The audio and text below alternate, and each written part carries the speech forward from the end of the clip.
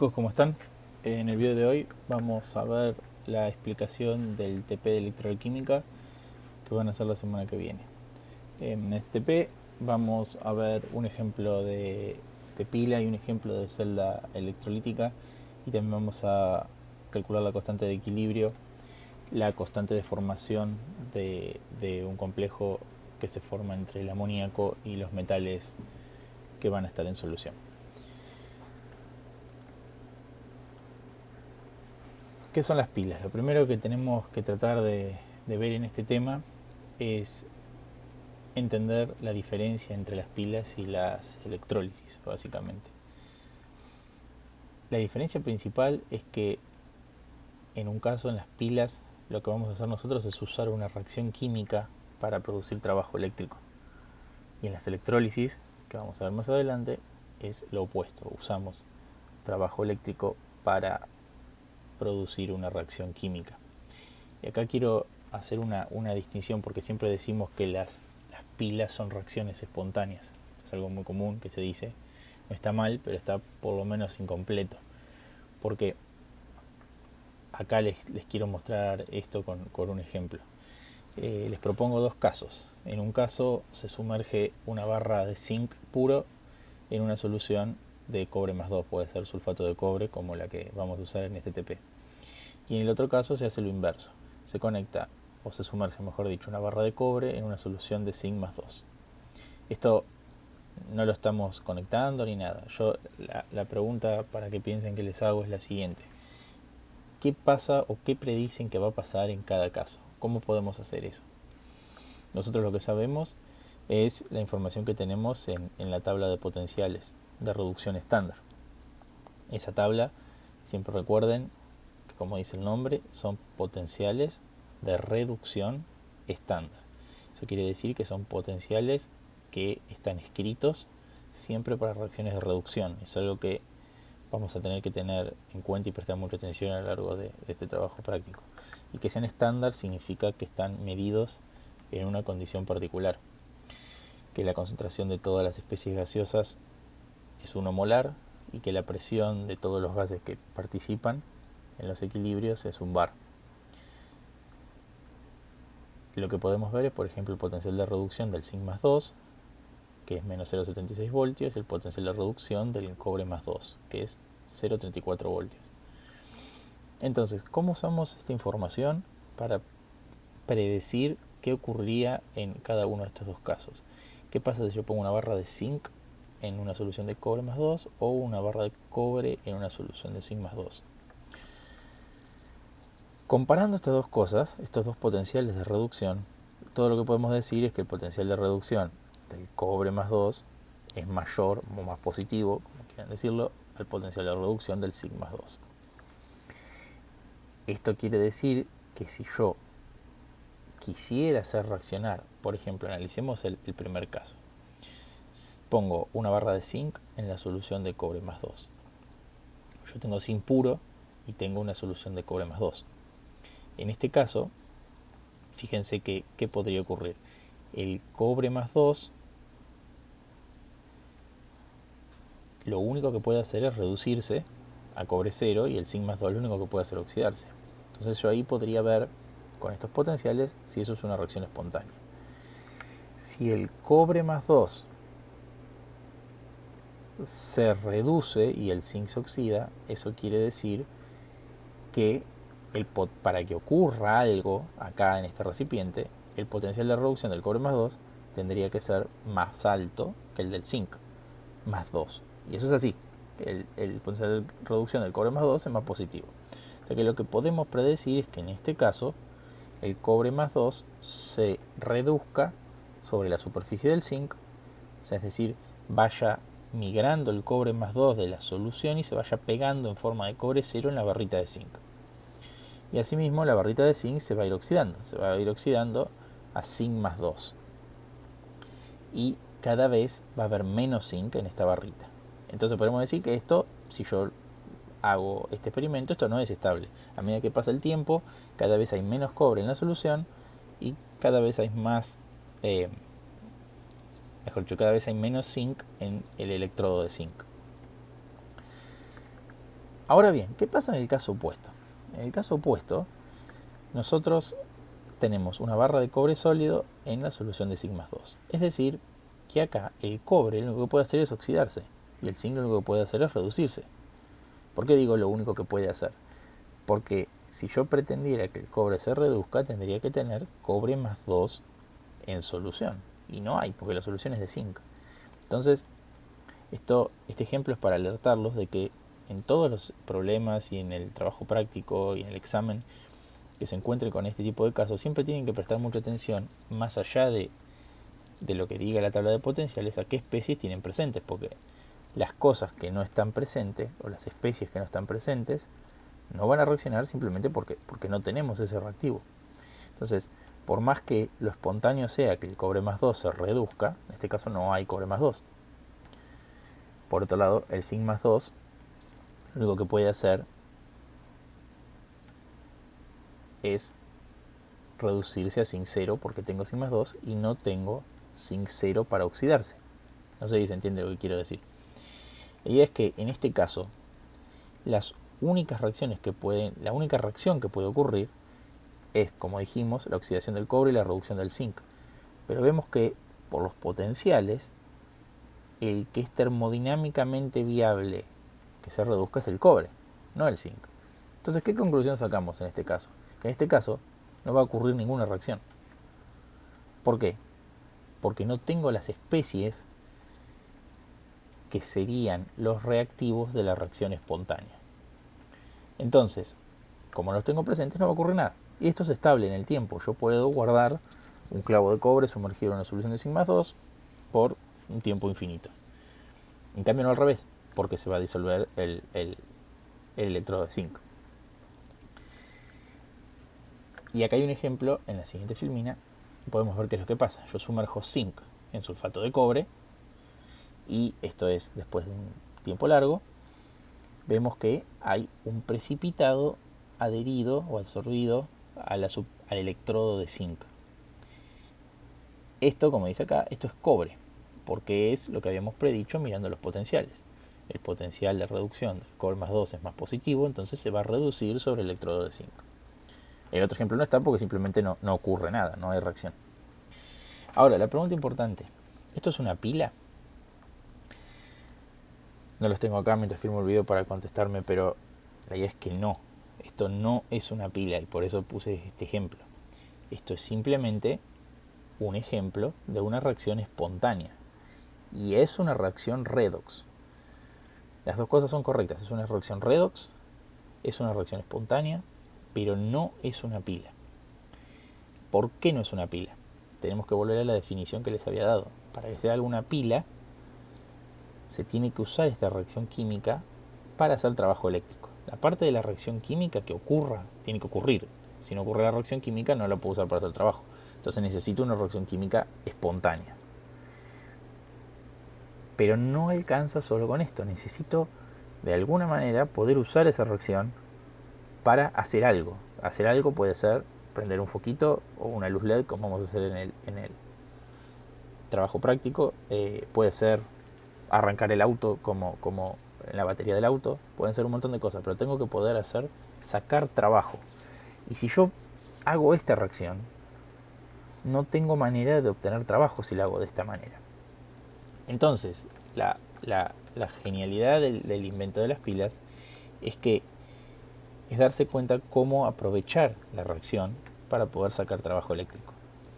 Y la respuesta, que es lo que vamos a hacer nosotros en este laboratorio, es simplemente separar las hemireacciones.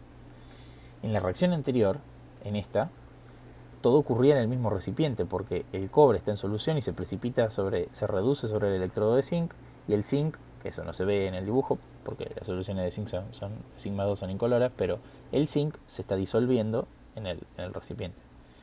Entonces, en este caso no tengo manera de sacar trabajo, de generar una corriente, que eso es lo que queremos nosotros, poder generar corriente con una reacción química, porque todo ocurre acá. En cambio, si yo separo los electrodos, las hemireacciones en electrodos diferentes, que es lo que vamos a hacer, es decir, en un recipiente ahora tengo zinc con una barra de zinc y en el otro recipiente tengo cobre con una solución de cobre. Fíjense ahora que la reacción que va a ocurrir es la misma que vimos antes, es la reacción espontánea en la que se reduce el cobre más 2 y se oxida el zinc. Pero en el caso de la pila que vamos a construir, vamos a poder sacar trabajo eléctrico porque vamos a separar los dos electrodos en recipientes diferentes. ¿Qué logramos con eso? Que para que se produzca la reacción, vamos a tener que generar, o se va a tener que generar, una circulación de electrones para poder conectar las dos semireacciones. Antes no era necesario porque estaba todo junto. Entonces la redox ocurría sobre la superficie del electrodo de zinc y no había manera de sacar trabajo, pero simplemente separando las semireacciones en compartimentos diferentes, ahora fíjense qué ocurre. Dijimos que el cobre más 2 se va a reducir. No se puede reducir sobre el electrodo de zinc porque lo retiramos y ahora pusimos el electrodo de cobre en esto que es la pila de daños.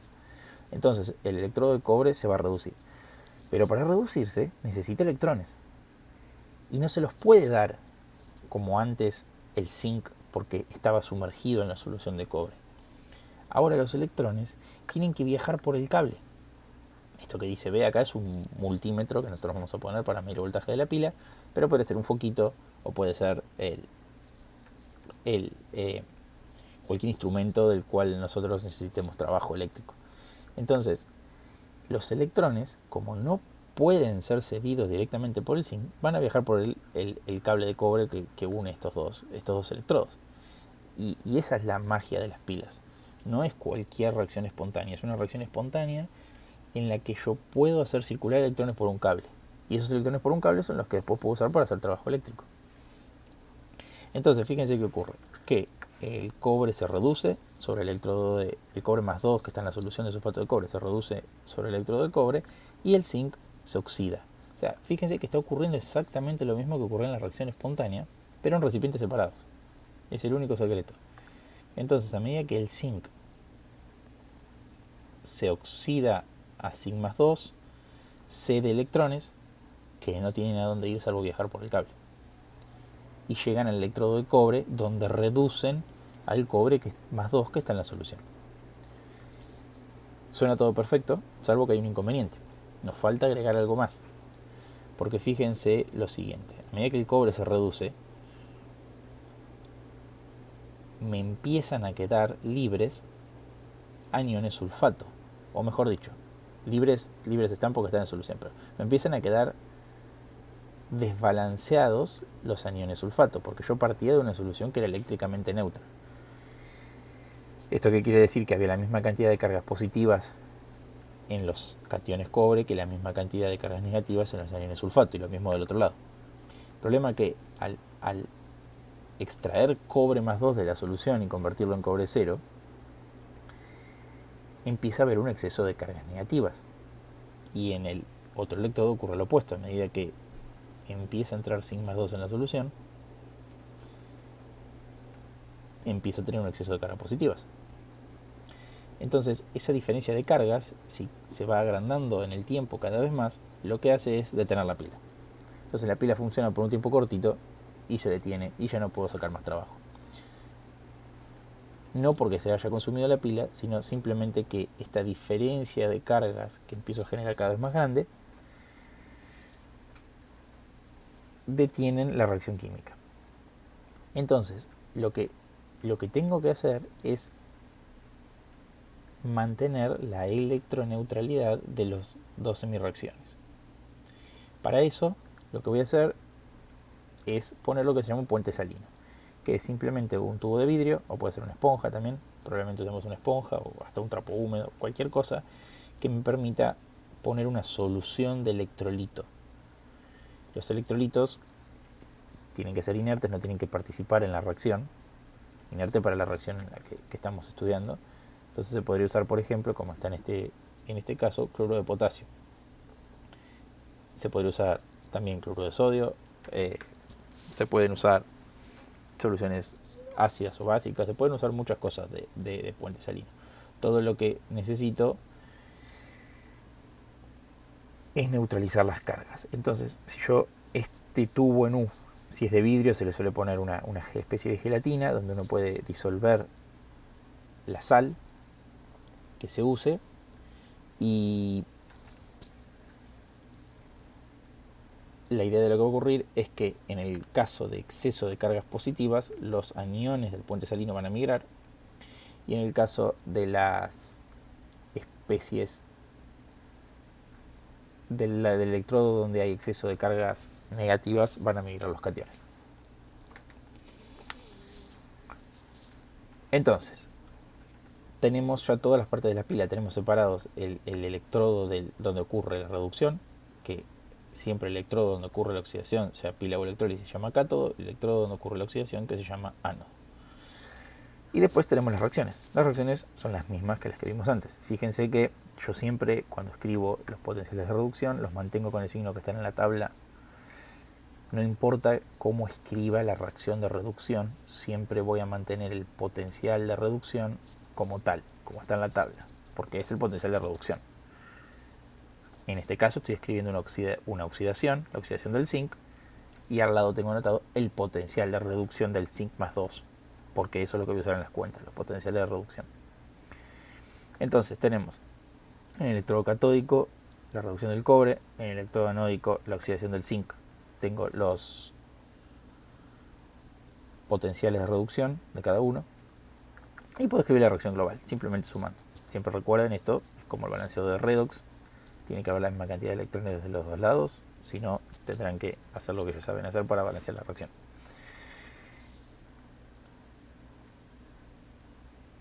Y por último, puedo calcular la FEM, el potencial de reducción estándar de la pila.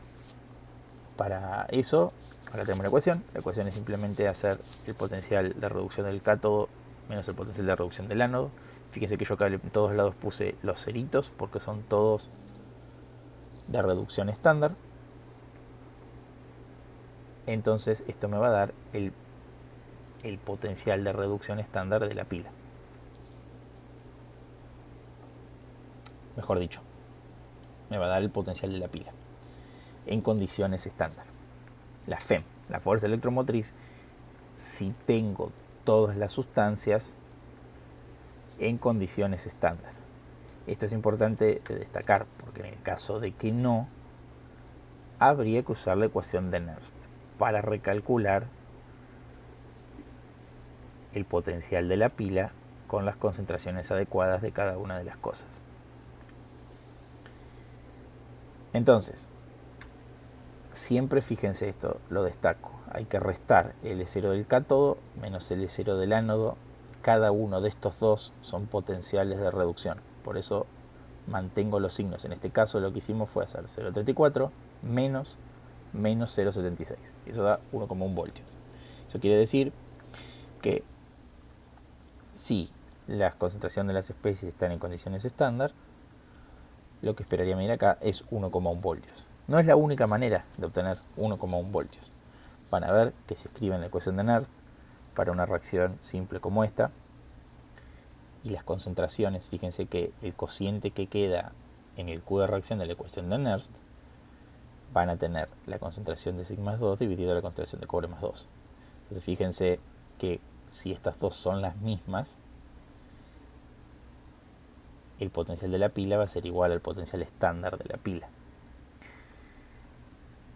Esto lo pueden ver si analizan la ecuación de Nernst.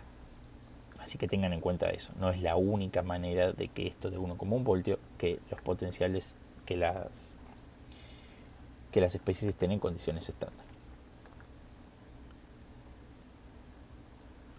Entonces, ¿qué vamos a hacer luego una vez que armemos la pila?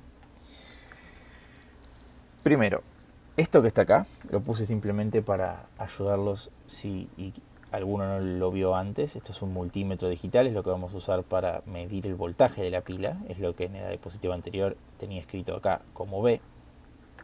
Acá faltan los cables, obviamente. Esto tiene distintos lugares donde se pueden enchufar los cables, pero básicamente vamos a tener que poner el cable negro en el que dice COM, y como queremos medir voltaje tenemos que poner el otro cable en donde dice voltaje. Y después van a ver que hay una serie de escalas. Nosotros vamos a usar la escala de voltaje, que es la B corta, en continua. Ese simbolito con la línea continua y abajo la línea punteada es el simbolito de corriente continua. Como sabemos que vamos a medir voltajes de alrededor de 1 voltio, podemos poner la escala acá, en el que dice 20, dependiendo de la escala que tengan ustedes, probablemente sea distinto, pero esto es para que tengan una idea. Este instrumento sirve no solo para medir voltajes, puede medir corrientes, puede medir resistencias, puede medir distintas variables. Y después lo que vamos a hacer es conectar varias de estas pilas en serie de manera tal que podamos encender un foquito. Esto es simplemente para recordarles cómo eran las conexiones en serie y en paralelo. La única diferencia o la única cosa importante que nos interesa acá es que las conexiones en serie, si yo pongo varias pilas en series, los voltajes se van a sumar, y si pongo varias pilas en paralelo, el voltaje se mantiene y lo que se suma es la corriente. Para encender los LED a veces se necesitan 4 o 5 voltios, entonces va a ser necesario que pongamos las pilas en serie. ¿Qué significa en serie? Se conecta el electrodo positivo de una con el negativo de la otra, el positivo de una con el negativo de la otra. Es decir, vamos a tener una de estas y vamos a sacar, en vez de poner el multímetro acá, un cable a otra pila, al electrodo negativo de otra pila, y este cable negativo va a ir al electrodo positivo de otra pila. Y después, bueno, por supuesto, acá no está en ninguno de estos dos dibujitos, pero en el medio vamos a tener el LED o un foquito o algo para encender. Y vamos a poder comprobar de manera más visible que estamos usando una reacción química para producir trabajo eléctrico, que es la parte importante. Luego, vamos a agregar una alícuota de amoníaco concentrado en el electrodo de cobre.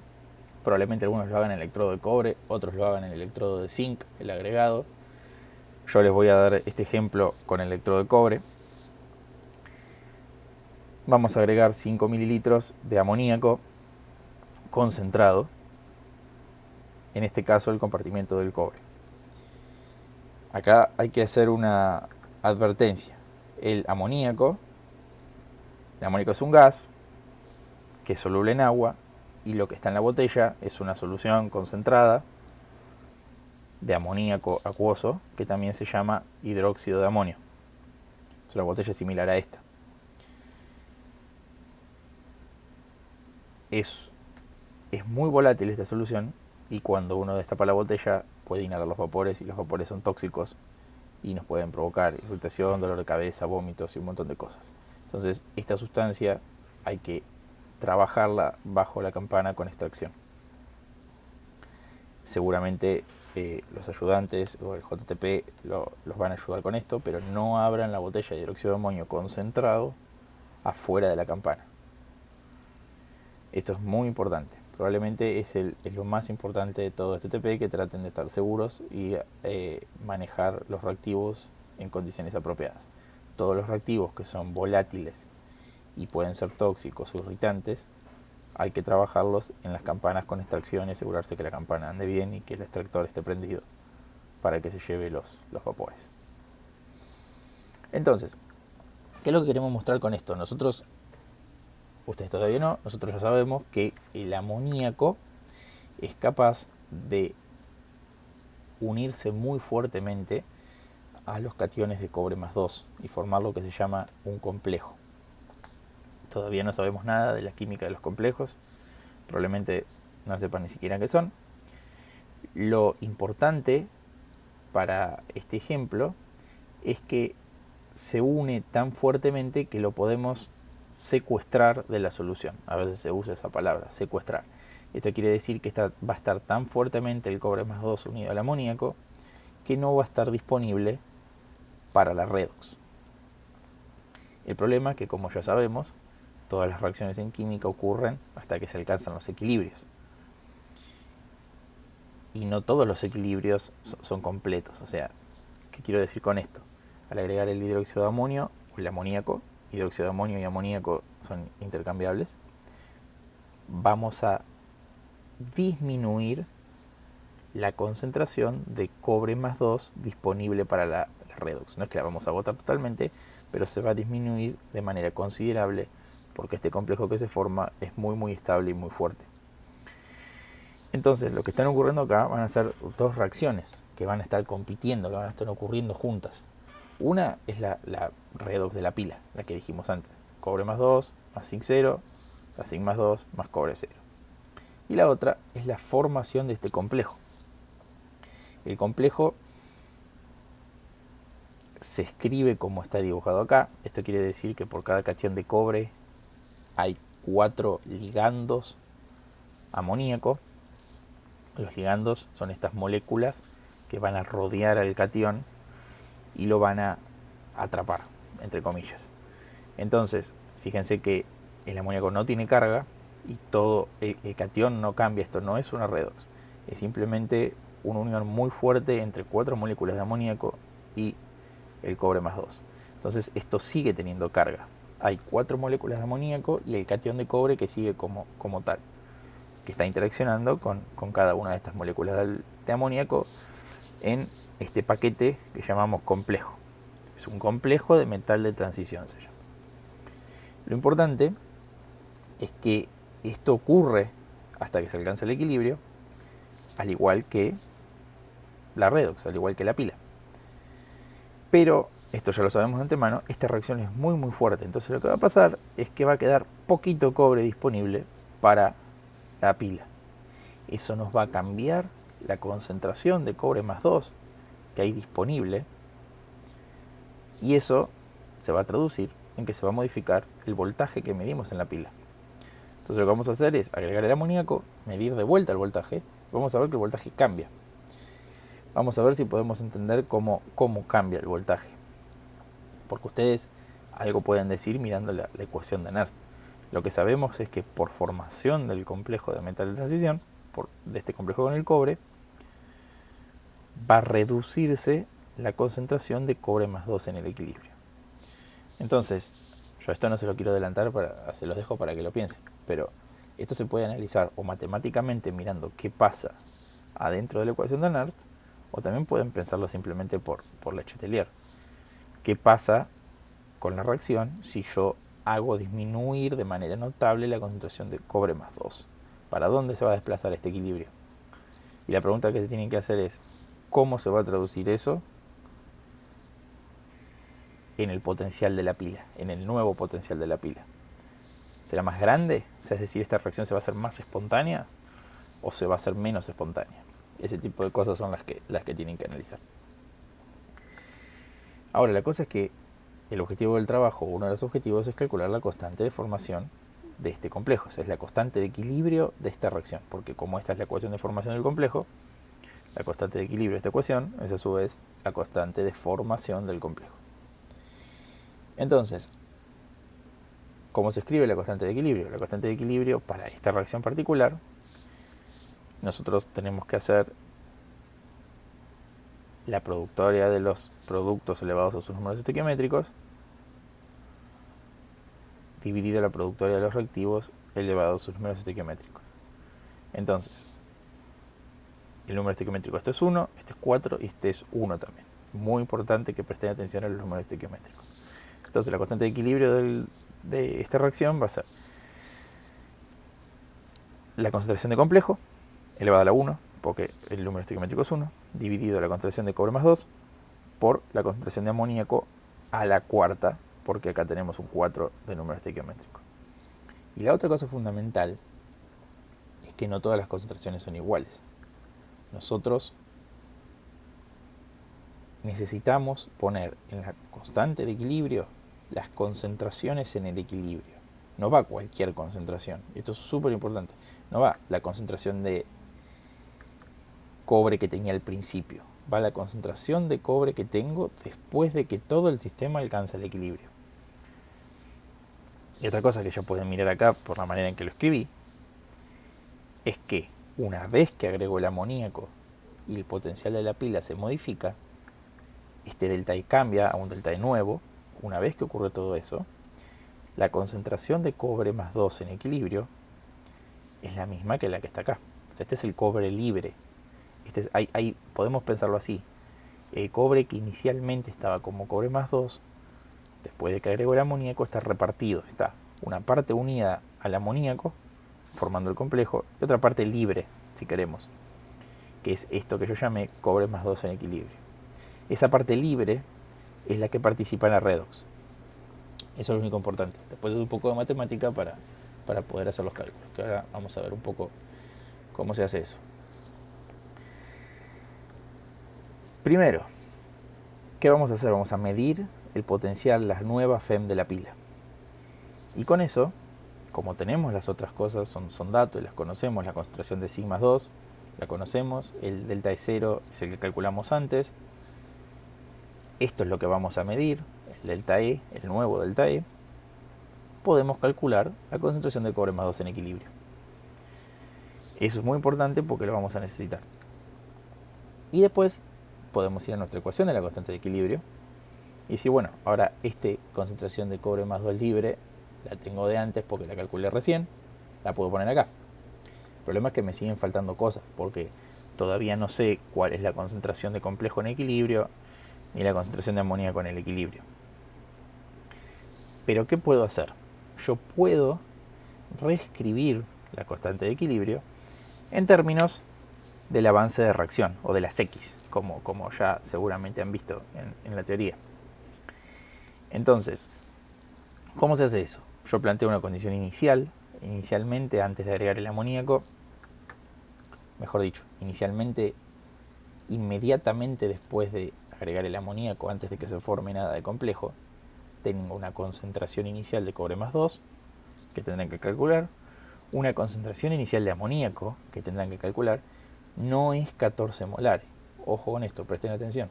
Ustedes agregan 5 mililitros de amoníaco al compartimento del cobre. Entonces van a tener que hacer la dilución del amoníaco. Porque tienen que considerar ahora que el volumen final es 5 mililitros más el volumen que tengan acá, que será aproximadamente de 50 mililitros. Lo tienen que medir bien cuando lo agreguen para poder hacer la dilución apropiada. Y ese es el número que va acá, no va a 14. Lo mismo el cobre. La concentración de cobre no es la inicial porque le agregaron 5 mililitros. O sea que tienen que hacer la dilución con un nuevo volumen final. Cuando digo inicial acá, me refiero a antes de establecerse el equilibrio. En el equilibrio se va una porción que llamamos X, que esto es lo que se conoce como el avance de reacción. Presten atención a los números estequiométricos. Si la idea es estandarizar, es como un paquetito de masa con el cual puedo describir la desaparición de los reactivos y la aparición de los productos. Entonces, si de cobre se va X, de amoníaco se tiene que ir 4X, porque por cada cobre van 4 amoníacos. Y de complejo, X. Esto es simple, lo único que tienen que tener en cuenta es acordarse de los números estequiométricos.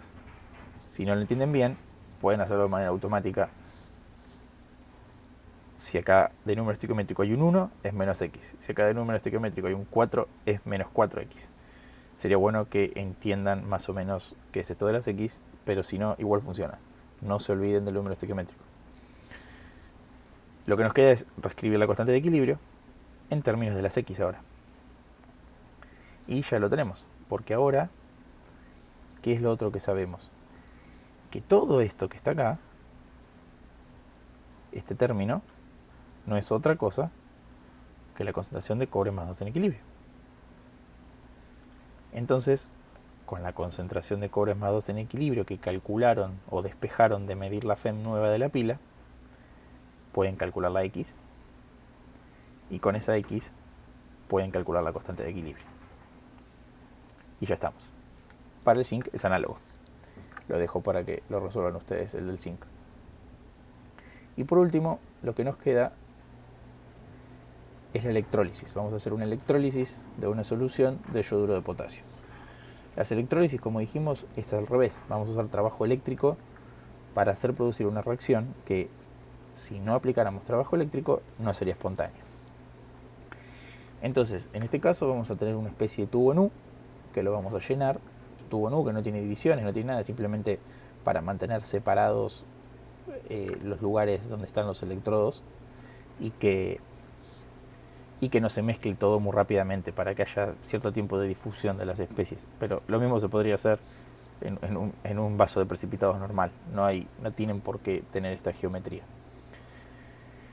Vamos a llenarlo con una solución de yoduro de potasio. Y vamos a poner 2 electrodos, que en este caso son inertes, son de grafito. En las electrólisis se suelen usar electrodos inertes porque no queremos que participen en la reacción, porque queremos hacer reaccionar en general lo que está en la solución. Y vamos a poner una fuente, vamos a poner una batería de 9 voltios, una pila. Necesitamos algo que ejerza trabajo eléctrico. Entonces, la solución inicialmente es toda homogénea, tenemos una solución de yoduro de potasio. Entonces, lo primero que podemos pensar, que es esto que les puse acá, la solución de yoduro de potasio, pueden, antes de conectar la pila, mírenla un rato, van a ver que no cambia, no hace nada, es estable. Yo puedo tener una solución en una botella de yoduro de potasio por mucho tiempo y va a seguir estando igual. Para que ocurra una reacción, vamos a aplicar trabajo eléctrico con la pila.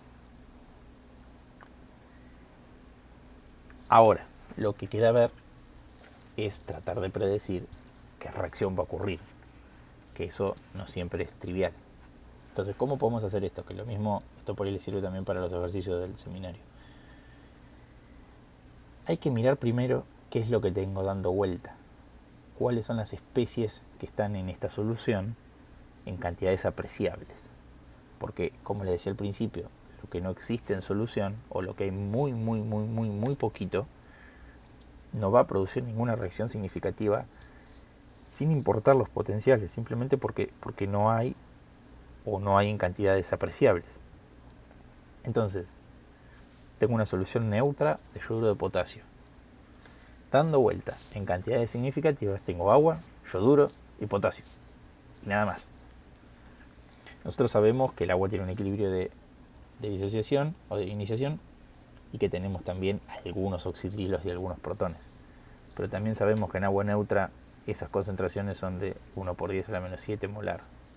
1 por 10 a la menos 7 molar. Es un número súper chiquito. Fíjense que en comparación con las concentraciones de las otras cosas es muchos órdenes de magnitud más chico. Lo que hay más que todo es agua y después hay yoduro y hay potasio. Entonces, todas las reacciones que planteen que pueden ocurrir antes de empezar a decidir tienen que partir de esos reactivos. No pueden escribir reacciones que partan de reactivos que no existen. Esa es la idea, que no existen en su experimento. Entonces, una estrategia para resolver este tipo de problemas es plantear las posibles oxidaciones y las posibles reducciones. En este caso, siempre que haya electrólisis de soluciones acuosas, están obligados a considerar las reacciones del agua, que son las reacciones de oxidación y reducción del agua. Fíjense que yo las puse en los dos casos a partir de agua, no de protones ni de oxidrilos. También lo pueden hacer si quieren, estos ejercicios dan de todas maneras, dan igual. Pero me parece más representativo así porque lo que hay en cantidad es agua. No hay muchos protones y no hay muchos oxidrilos. Hay mucha agua. Entonces, el agua se oxida a oxígeno y el agua se reduce a hidrógeno. Entonces, estas simplemente son las reacciones, están balanceadas, las pueden sacar de la tabla y siempre anoto los potenciales de reducción para no confundirme. No me importa que sea una oxidación, yo copio de la tabla como está en la tabla. Y después de tener en cuenta a la hora de comparar cómo tengo que comparar. Pero después hay otra oxidación y otra reducción posible. Está la oxidación del yoduro, que se oxida a yodo, y la reducción del potasio, que se reduce a potasio cero. Este es fácil de descartar porque ya sabemos que este tipo de elementos, los metales alcalinos y los alcalinos térreos tienen unos potenciales de reducción muy negativos. Entonces son muy difíciles de reducir. Son muy difíciles de reducir, enseguida se quieren oxidar. Por eso estos metales, cuando uno los tiene así, con estado de oxidación cero, son muy reactivos y muy inestables. Por eso todos esos videos en YouTube que los tiran arriba del agua y reaccionan con violencia con el agua, porque enseguida se quieren oxidar. Con las otras reacciones no es tan fácil, pero el algoritmo, o sea, la estrategia para resolver estos problemas es listar las posibles oxidaciones y las posibles reducciones. Y después decidir. ¿Cómo decido? De las reducciones, la que va a ocurrir va a ser la que tenga un potencial de reducción más positivo, o menos negativo, o más grande, como lo quieran decir. Pero de estas dos, aunque las dos son negativas, va a ocurrir, al aplicar trabajo eléctrico, la más positiva, o la menos negativa, es decir, la del agua. Y en el caso de las oxidaciones es lo opuesto. Va a ocurrir la que tenga un potencial de reducción más negativo. Acá, por ahí alguno estará pensando que estamos usando potenciales de reducción estándar y no necesariamente la concentración de todas las especies. Todas las especies están en su estado estándar.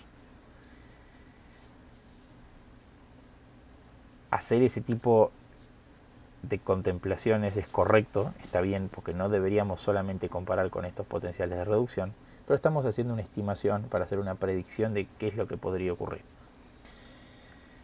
Es muy difícil recalcular los potenciales en todas las circunstancias y lo que vamos a guiarnos es por la evidencia experimental de lo que ocurra después. Nosotros vamos a hacer nuestra predicción con criterio, vamos a decir, me parece que de las dos oxidaciones va a ocurrir la del yoduro y que de las dos reducciones va a ocurrir la del agua.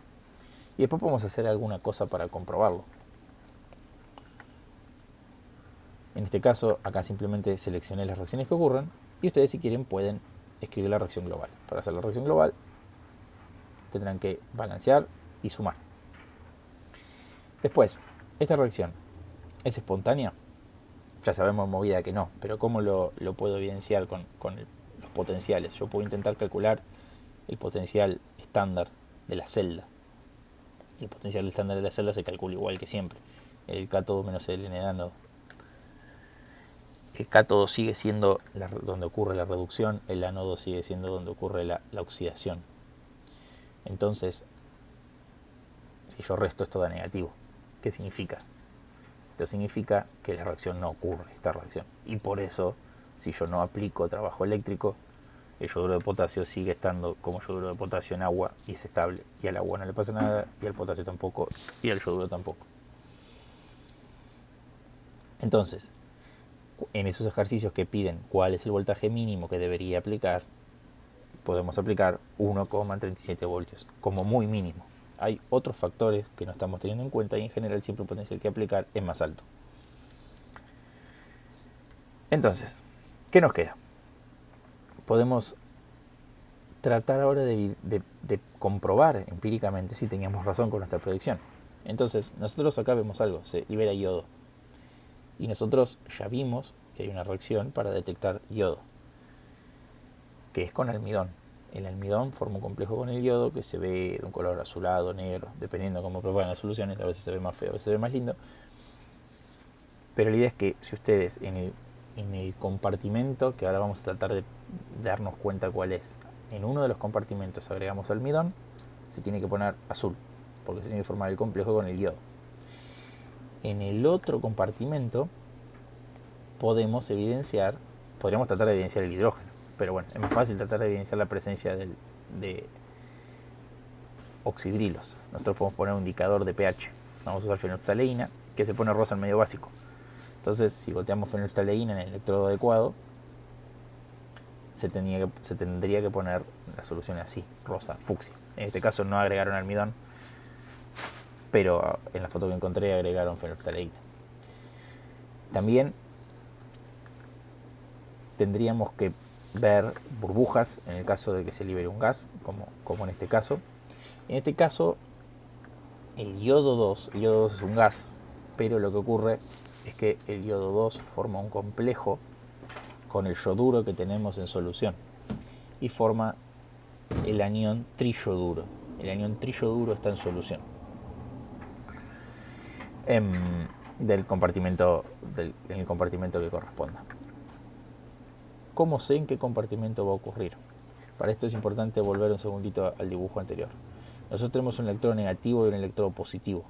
Lo que me dicta los signos acá es la pila que enchufo. El, el electrodo que esté enchufado al negativo va a ser el negativo. Y el electrodo que esté enchufado al positivo va a ser el positivo. Fíjense que acá está esquematizado en el dibujo. En el electrodo positivo se van a pegar aniones y en el electrodo negativo se van a pegar cationes. Entonces, lo que va a ocurrir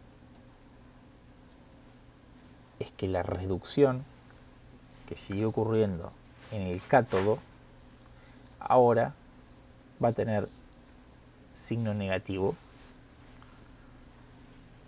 y la oxidación que sigue ocurriendo en el ánodo ahora va a tener signo positivo.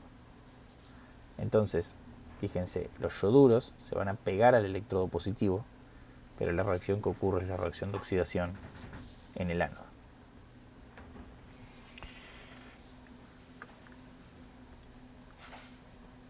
Y eso es todo. Eso es todo lo que van a hacer en el trabajo práctico. Bueno, espero que les haya servido. Les mando un abrazo muy grande. Nos vemos. Saludos.